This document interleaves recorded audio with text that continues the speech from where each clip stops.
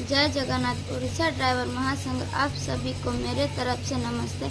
मैं एक ड्राइवर की बेटी हूँ। Vishnu uncle, Navjyoti uncle, Ranjan uncle, आप सभी को मेरा नमस्कार। आज 1 सितंबर है। आज के दिन सभी राज्य में ड्राइवर दिवस मनाया गया।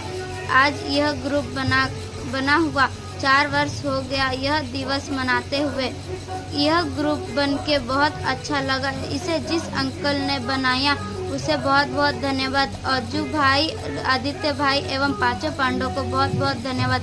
जो भाई ग्रुप में नहीं जुड़े हैं उसे उन ड्राइवर भाइयों को मैं एक निवेदन करती हूं कि जल्द से जल्द ग्रुप में जुड़े और उड़ीसा ड्राइवर महासंघ को सपोर्ट करें और भाईचारा को आगे बढ़ाए। धन्यवाद। जय जगन्नाथ। उड़ीसा ड्राइवर महासंघ, अर्जू भाई, आदित्य भाई जिंदाबाद।